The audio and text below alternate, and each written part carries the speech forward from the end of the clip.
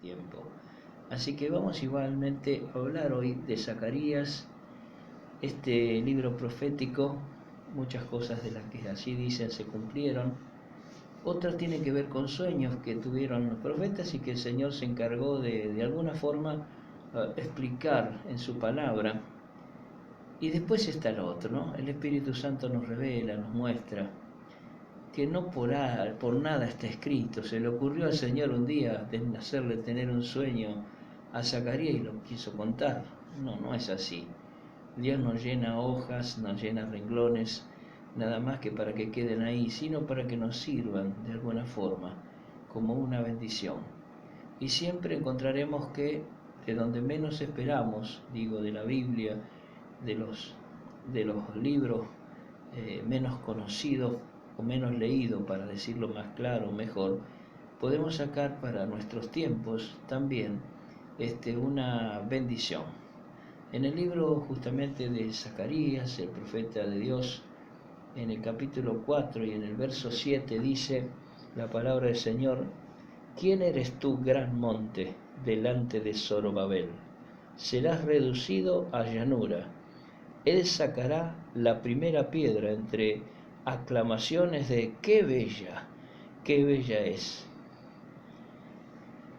Esto que parecería casi como una exclamación poética, y que en la versión Reina Valera dice: ¿Quién eres tú, oh gran monte, delante de Zorobabel? Serás reducido a llanura, y él sacará la primera piedra con aclamaciones de gracias a ella. Esto es una porción bíblica que nos habla de montes, de montañas. Y toda vez que uno quiera mirar del otro lado del monte o la montaña, se encontrará con muchos problemas, porque no se puede ver más allá de la montaña. Hay una opción: pasarla, subirla, pero también es algo difícil subirla. Siempre que vayamos hacia arriba, escalonando entre piedras, entre espinas, y siempre en forma ascendente, no es sencillo. Podríamos poner la montaña como prueba, como lucha, como algo casi imposible, difícil, pero vamos a ver que hay de parte de Dios un consejo con respecto a esto. En aquel momento, unos 50.000 judíos habían vuelto con la idea fija de reconstruir Jerusalén, el templo, los muros. Mientras que todo estuvo hecho escombro, a nadie le importó nada.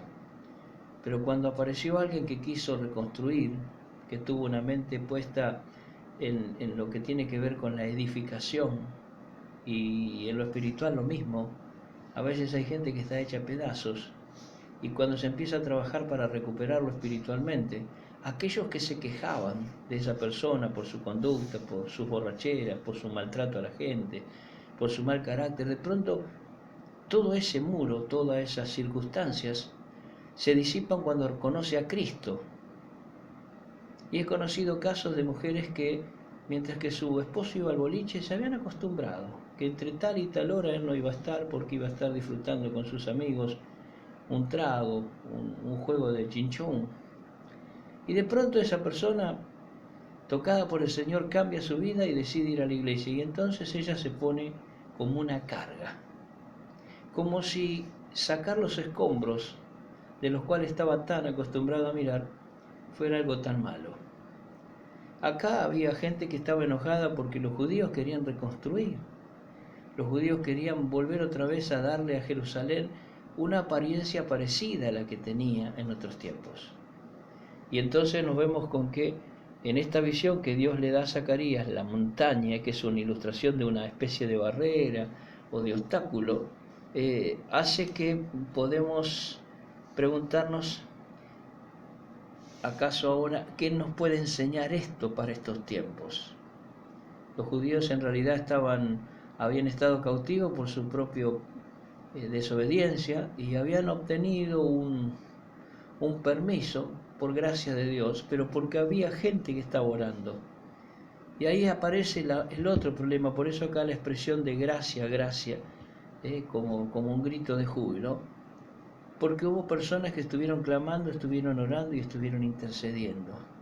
Y cuando el hecho se concreta, hay muchos que disfrutan de esa gracia, pero mientras tanto, por otro lado, están sintiendo el peso de una montaña que está por delante.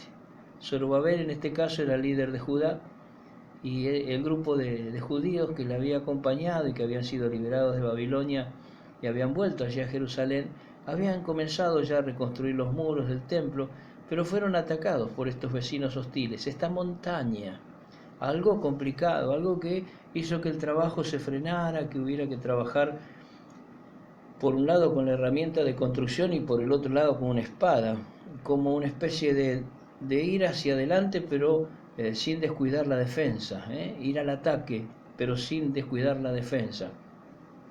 Y por cierto, fueron tantas las hostilidades que recibieron que el pueblo se desanimó y estuvo a punto de darse por vencido. Hubo un momento en el cual ellos sintieron que no se podía, que es imposible. Y a veces pasan estos tiempos. Vos querés hacer las cosas bien, te preocupás por ser mejor vecino, te preocupás por ser... Y de pronto te das cuenta de que es como estar empujando un carro. No hay manera que se mueva, aunque sea un medio centímetro, porque el resto está en otro ambiente, está en otra espiritualidad, está en otro sentir. Y entonces es como ser sapo de otro charco, pero en realidad más que sapo de otro charco, somos hijos de otro reino. Y entonces es difícil ser comprendido, pero también por ser de ese reino tenemos un montón de opciones para tomar y salir adelante.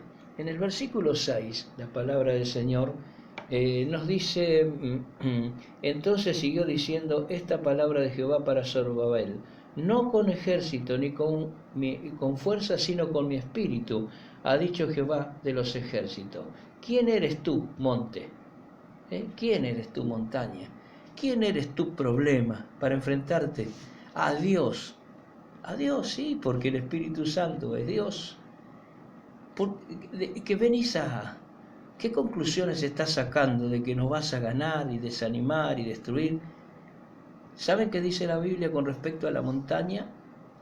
Que Dios las hizo con 3 dedos. Así como extendió los montes con su palma, así como midió los mares con el hueco de su mano, dice que hizo las montañas con sus dedos y las fue formando, las puso allí tan preciosas y tan lindas. La contaminación del hombre ha hecho que aún los paisajes más hermosos puedan ser arruinados, y la contaminación del hombre en lo espiritual ha hecho que las montañas que podrían ser sacadas fácilmente se pongan allí como un obstáculo tremendo. El Señor con estas palabras le dice entonces a Zorobabel que no hacía falta que ellos se esforzaran por defenderse, porque Él iba a estar con ellos, y que esta tarea no era una responsabilidad de estar quitando obstáculos, sino que esto lo haría el Señor. Y entonces el Señor le pregunta a ese monte, ¿quién sos vos? Nada más que una llanura vas a quedar. Esta montaña se va a transformar en un lugar apacible por donde yo voy a hacer que mi pueblo ande. Y Dios nunca ha querido que nosotros emprendamos tareas insuperables, que no podamos. Por eso la Biblia dice, nunca los probaré más allá de lo que puedan hacer. Y entonces tenemos que confiar en ¿qué? En nuestra fuerza, en el ejército que nos defiende. La palabra dice que tenemos que confiar en el Espíritu Santo que habita en nosotros, que somos como esa especie de candelero que debe estar siempre ardiendo, como el fuego estaba ardiendo siempre en el templo. Por eso hay un versículo, el número 12, que dice, y aún le pregunté de nuevo, ¿qué significan 2 ramas de olivo que por los 2 tubos de oro vierten un aceite dorado? La visión que tenía Zacarías, era que al lado del candelero, había como 2 ramas de olivo que no paraban de derramar aceite para que el fuego esté encendido. ¿Y qué nos enseña esto? Frente a la prueba y a la lucha, debemos creer en el Señor y permitir que el Espíritu Santo guíe nuestras vidas. No hacía falta que los sacerdotes machacaran el olivo para sacar aceite. Solo al lado del candelero estaban esos olivos que derramaban el aceite para que el fuego no se apague. El Espíritu Santo quiere que nosotros seamos dóciles y que le permitamos mantener el fuego encendido, mantener nuestro ministerio, mantener nuestra vida, nuestra conducta y nuestra esperanza puesta en el Señor. Así que cuando Zacarías vio esos olivos de cada lado del candelero que estaban derramando aceite directamente en su depósito, sin ninguna ayuda de los sacerdotes, al igual que esos olivos, nosotros también tenemos el Espíritu Santo como promesa de ayuda continua de Dios a un pueblo desalentado. Estos tiempos post pandemia han dejado mucho desaliento, han dejado mucha gente en sus casas, otros han tropezado y muchos pastores están haciendo un enorme sacrificio, una petición especial delante de Dios para recuperar aquellas cosas que se perdieron. ¿Será que estamos luchando contra la montaña, tratando de empujarla o que se corra, sin recordar que la palabra del Señor dice: no es con ejército ni con espada, sino con mi Santo Espíritu? ¿Será tal vez que estamos equivocando la manera? Nosotros también podemos tener la confianza que el Señor derramará de su Espíritu Santo sobre nuestras vidas para que nos ayude cuando estemos frente a esas montañas. Las montañas se moverán, dice un corito por ahí, con el poder y la presencia del Señor. En esta enseñanza, que nos quede claro, siempre va a haber montañas, siempre va a haber pruebas, pero siempre también estará en aquellos que creen la presencia del Espíritu Santo, para darnos fuerza, para darnos sabiduría, para darnos entendimiento claro en cada circunstancia y en cada situación. Y entonces la montaña, ¿qué puede hacer? ¿Qué puedes hacer, montaña?, le dice el Señor frente a mi poder, si solo en un segundo puedo dejar un terreno llano.